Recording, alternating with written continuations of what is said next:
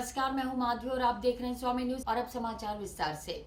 अजमेर में smart city के अंतर्गत निर्मित एलिवेटेड रोड की एक भुजा का आज लोकार्पण कार्यक्रम आयोजित किया गया। इस मौके पर मंत्री शांति धारीवाल ने एक भुजा का वीसी के माध्यम से लोकार्पण किया।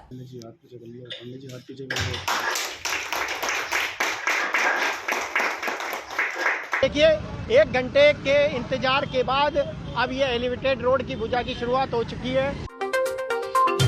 अजमेर में स्मार्ट सिटी के अंतर्गत निर्मित एलिवेटेड रोड की एक भुजा का आज लोकार्पण कार्यक्रम आयोजित किया गया। इस मौके पर मंत्री शांति धारीवाल ने एक भुजा का वीसी के माध्यम से लोकार्पण किया। बता दें, लंबे इंतजार के बाद आज एलिवेटेड रोड की पहली भुजा की दूसरी साइड केसरगंज से प्रारंभ कर दी गई है, लेकिन इसके शुभारंभ का समय 4 बजे का निर्धारित किया गया था और कलेक्ट्रेट में वर्चुअली मंत्री शांति धारीवाल के द्वारा एलिवेटेड रोड की दूसरी साइड का शुभारंभ कर दिया गया। लेकिन मौके पर ट्रैफिक पुलिस द्वारा बैरिकेड लगाए रखे गए, जिसके चलते पूर्व विधायक और कांग्रेस के वरिष्ठ नेता डॉक्टर गोपाल बाहेती को भुजा पर लंबा इंतजार करना पड़ा। वहीं डॉक्टर बाहेती ने प्रशासनिक अधिकारियों से बात भी करी।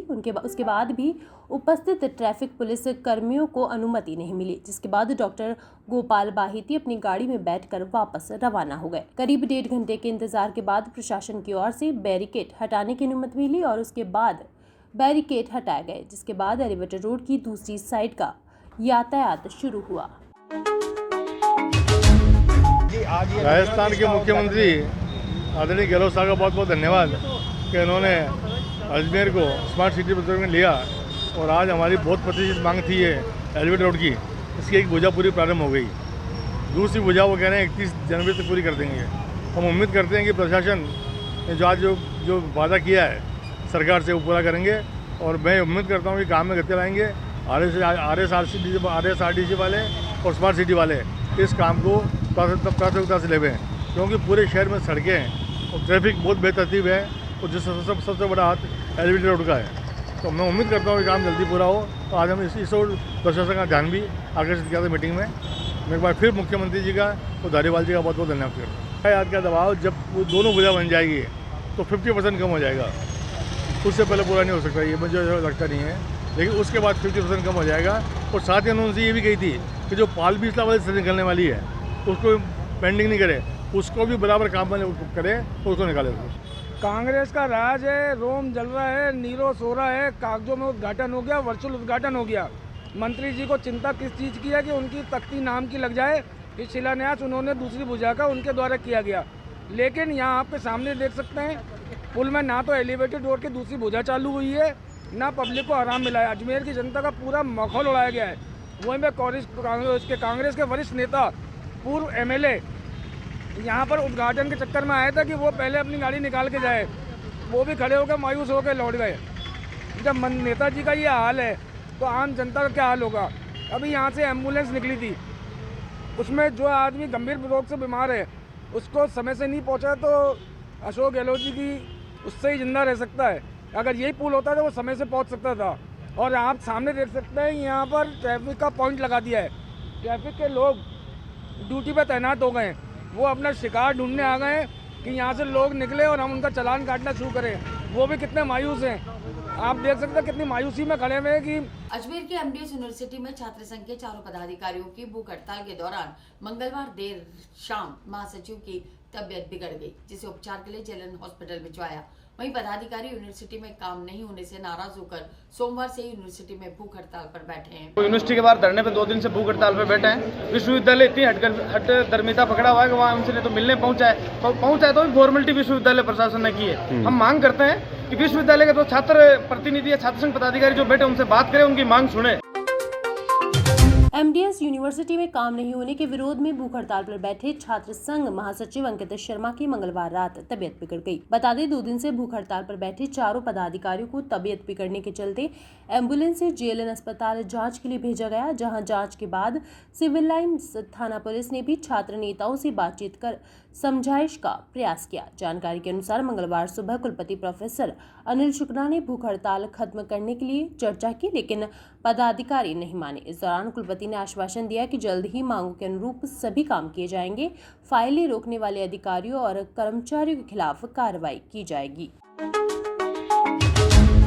आज अखिल भारतीय विद्यार्थी परिषद के जो छात्र संघ पदाधिकारी है विश्वविद्यालय के, वो यूनिवर्सिटी के बाहर धरने पे 2 दिन से भूख हड़ताल पे बैठे हैं। विश्वविद्यालय इतनी हट दरमिता पकड़ा हुआ है कि वहाँ उनसे नहीं तो मिलने पहुँचा है तो भी फॉर्मेलिटी विश्वविद्यालय प्रशासन ने की है। हम मांग करते हैं कि विश्वविद्यालय के जो छात्र प्रतिनिधि या छात्र संघ पदाधिकारी जो बैठे उनसे बात करें, उनकी मांग सुने, और नहीं सुने तो विद्यार्थी परिषद के पूरे पदाधिकारी वहाँ बैठेंगे और यूनिवर्सिटी के प्रशासन के खिलाफ धरना देंगे। अभी जो हमारे साथी है पदाधिकारियों की तबीयत भी खराब हुई, जेल लाए हैं, और हम चेतावनी दे रहे हैं विश्वविद्यालय प्रशासन को, अगर हमारे जो छात्र संघ पदाधिकारी है उनकी मांगें पूरी नहीं हुई तो हम वहाँ विश्वविद्यालय के बाहर पूरी एबीयू की धरने बैठे। अभी नॉर्मल है, बीपी लो है।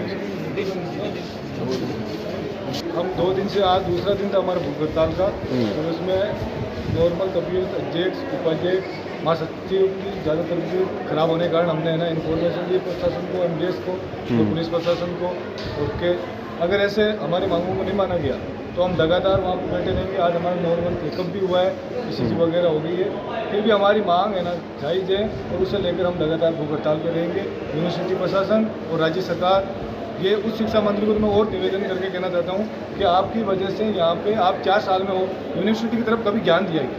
यूनिवर्सिटी की इतनी बुरी हालत है कि यहाँ पर ना मात्र 11 प्रोफेसर है और यहाँ कम से कम 40 डिपार्टमेंट चल रहे हैं, तो इसका जिम्मेदार कौन है? यूनिवर्सिटी प्रशासन में जितने पद खाली है वो राज्य सरकार की जिम्मेदारी है, वो पद भरें, और बाकी जो मांगे हैं वो वीसी साहब को और वहाँ के रजिस्ट्रार महोदय को मैं कहना चाहता हूँ जल्द से जल्द पूरा करें। फिर हमारी भूख हड़ताल लगातार जारी रहेगी, चाहे हमारे में जब तक एक सांस चलेगी तब तक हम यूनिवर्सिटी के छात्रों के हित के लिए था। अजमेर के अलवरगेट थाना क्षेत्र स्थित झलकारी नगर से सूने मकान में चोरी की वारदात सामने आई है, जहां चोरों ने मकान से चांदी की मूर्तियां और हजारों की नकदी चोरी कर ली। वहीं इस घटना को लेकर पीड़ित ने मामले की शिकायत अलवरगेट थाने में दर्ज करवाई।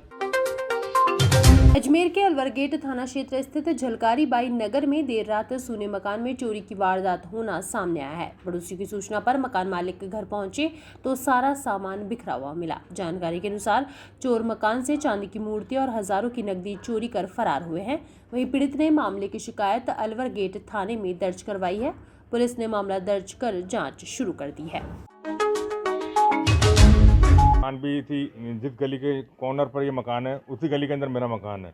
मुझे भी जानकारी मिली कि यहाँ पर सोनलाल जी, स्वर्गीय सोनलाल जी पंचोली, उनके पुत्र राहुल पंचोली जी के मकान के अंदर चोरी हो गई है।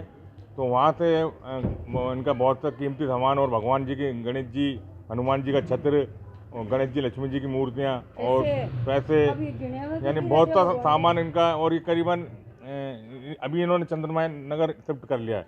ये 10 साल से मकान में बंद पड़ा था, मगर दिवाली को इन्होंने पूजा की थी यहाँ पर, क्योंकि ये इनका पुश्तैनी मकान है, तो यहाँ पर इन्होंने पूजा वगैरह करी थी। पूजा करके इन्होंने वापस इसको बंद कर दिया। तो साफ़ सफाई करने हर महीने आते थे, मगर जब इन्होंने आस पड़ोस वालों ने अभी देखा तो इनको खबर करी, फिर इसके बाद में आज ये देखा तो यहाँ पर ये ताले टूटे हुए थे। और यहाँ पर कभी भी इस बस्ती के अंदर ऐसा कभी चोरी चकारी 50 साल के अंदर आज तक। अजमेर के पुलिस थाना गंज में संजय नगर बड़ी नागफनी की एक महिला ने अपने ही पति, देवर और सास के खिलाफ लूट का मामला दर्ज कराया। इस दौरान महिला ने ससुराल पक्ष पर सोने के जेवरात लूटने, साथ ही मारपीट करने का आरोप लगाया, जिस पर गंज थाना पुलिस ने जांच शुरू कर दी है। रिपोर्ट दी, मैं और मेरा पुत्र मोटरसाइकिल से जा रहे थे, तो रास्ते में मेरी सास, देवर, पति और देवर का लड़का और देवर की पत्नी हमें रोककर हमारे साथ मारपीट करी, और हमारे पास पैसे थे 90,000 रुपये, वो हमारे से ले लिए। अजमेर के पुलिस थाना गंज में संजय नगर बड़ी नागफनी की एक महिला ने अपने ही पति, देवर और सास के खिलाफ लूट का मामला दर्ज कराया है। पुलिस जानकारी के अनुसार 11 नवंबर को महिला अपने पुत्र के साथ कहीं जा रही थी। इसी दौरान रास्ते में सास, देवर और पति ने 90,000 नकदी के साथ महिला के सोने के जेवरात लूटे। साथ ही महिला ने ससुराल पक्ष पर मारपीट का आरोप भी लगाया है, जिसको लेकर गंज थाना पुलिस ने मामला दर्ज कर जाँच शुरू कर दी है।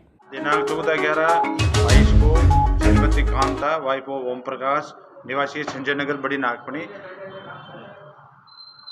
ने रिपोर्ट दी कि 11/11/2022 को मैं और मेरा पुत्र मोटरसाइकिल से जा रहे थे, तो रास्ते में मेरी सास, देवर, पति और देवर का लड़का और देवर की पत्नी हमें रोककर हमारे साथ मारपीट करी, और हमारे पास पैसे थे 90,000 रुपये, वो हमारे से ले लिए। पति पत्नी के मुकदमा चल रहा है। 20-300। राजस्थान शिक्षा मंत्री डॉक्टर बी.डी. कल्ला, अतिरिक्त मुख्य सचिव स्कूल शिक्षा पी.के. गोयल एवं निदेशक माध्यमिक शिक्षा बीकानेर गौरव अग्रवाल को वर्ल्ड बुक ऑफ रिकॉर्ड का प्रमाण पत्र दिया गया। राजस्थान में शिक्षा के बढ़ते कदम कार्यक्रम के तहत उन्हें यह रिकॉर्ड प्रदान किया गया। अजमेर के उत्तर क्षेत्र के विकास हेतु विधायक द्वारा लगातार प्रयास किए जा रहे हैं, जिसके चलते आज विधायक वासुदेव देवनानी ने वार्ड 62 घूघरा घाटी में सीसी सड़क निर्माण कार्य का उद्घाटन किया। इस दौरान विधायक कोष से 6 लाख रुपए की राशि स्वीकृत की गई। इसी के साथ विधायक ने रेवेन्यू बोर्ड के पास वाली गली में 5 लाख रुपए की स्वीकृत राशि से नाली और सड़क निर्माण कार्य का शिलान्यास किया। अजमेर उत्तर के अंदर विकास की गति निरंतर आगे बढ़ रही है। उसके तहत विभिन्न वार्डों में जो समस्याएं हैं सड़क की, नाली की, उसे निजात के लिए विधायक कोष से भी उसके व्यय हम लोग कर रहे हैं और साथ में पानी की समस्या के लिए भी जो टूटी हुई या प्लास्टिक की या पुरानी पाइपलाइनें उसको भी बदलने की प्रक्रिया शुरू हुई है। उसके तहत आज घूघरा घाटी के अंदर वहाँ का चौक, वहाँ की सड़क, उसके लिए 6 लाख रुपए की लागत से हमने उसका श्री गणेश किया है और साथ के अंदर रेवेन्यू बोर्ड के पास वाली जो गली है उसके अंदर नालियाँ और सड़क के निर्माण के लिए भी 5 लाख स्वीकृत किए थे, उसका भी आज शिलान्यास किया है। इस प्रकार लगातार हम लोग काम कर रहे हैं और कल ही मैंने लगभग 48 लाख की लागत से पाइपलाइन का शिलान्यास किया। इस तरह से लगभग 8 करोड़ की पाइपलाइनें अजमेर उत्तर में बिछने जा रही हैं। हालांकि लोगों की समस्या वैसी की वैसी हैं, पानी लोगों को मिल नहीं रहा है। हमारे समय 48 घंटे में पानी मिलता था, अब इस राज्य के अंदर अफसर सुनवाई नहीं कर रहे हैं। 72 से 84 घंटे और 96 घंटे जा रही है। इनके सुनवाई न करने के परिस्थितियों में केंद्र सरकार से हमने 1 करोड़ 86 लाख और 186 करोड़ की योजना हमने 2 स्वीकृत करवाई हैं। मुझे लगता है उससे अजमेर की जो पानी की समस्या है, श्री रामदेव जी महाराज की कृपा से, असीम कृपा से श्रीमद् भागवत महापुराण होने जा रही है। कोटड़ा में बाबा रामदेव मंदिर में क्षेत्रवासियों के द्वारा 7 दिवसीय भागवत कथा का आयोजन किया जा रहा है, जिसके चलते आज सिद्धेश्वर मंदिर से महिलाओं द्वारा कलश यात्रा निकाली गई। इस दौरान वृंदावन गिरिराज से प्रधारे कथावाचक लखनदास द्वारा 7 दिनों तक भक्तों को कथा का रसपान कराया जाएगा। श्री रामदेव जी महाराज की कृपा से, असीम कृपा से श्रीमद् भागवत महापुराण होने जा रही है। पधारे हुए कथावाचक वृंदावन श्री गिरिराज जी लोहासा धाम से कथावाचक लखन शरण जी महाराज की कृपा से, वृंदावन महाराज की कृपा से सभी कोटड़ा कॉलोनी धाम सभी भक्तों के, माता बहनों के सहित सहयोग के साथ श्रीमद् भागवत ज्ञान यज्ञ प्रारंभ होने जा रही है। राधे राधे, जय श्री राधे, जय श्री कृष्ण। ये बाबा रामदेव मंदिर फ्लोरेंस अपार्टमेंट के सामने मंदिर में 7 दिवसीय कथा का, भागवत कथा का आयोजन किया जा रहा है, जिसमें आज सिद्धेश्वर मंदिर से शोभा यात्रा, कलश यात्रा निकाली गई, जिसमें 71 कलश यात्राएं निकाली गई और महिलाओं द्वारा 71 कलश यात्राएं निकाली गई और ये आयोजन निरंतर 7 दिन तक चलता रहेगा, जिसमें गिरिराज जी से लक्ष्मण दास जी महाराज उनकी तरफ से भागवत कथा का प्रसंग सुनाया जाएगा और ये रोजाना करीबन निरंतर चलता रहेगा, जिसका समय रहेगा 1 से 5। श्रद्धालु सब, हाँ, करीबन आसपास के सारे क्षेत्रवासी श्रद्धालुगण सैकड़ों। और इसी के साथ ही समाचार बुलेटिन ही समाप्त होते हैं। मुझे दीजिए इजाजत, देखते रहें स्वामी।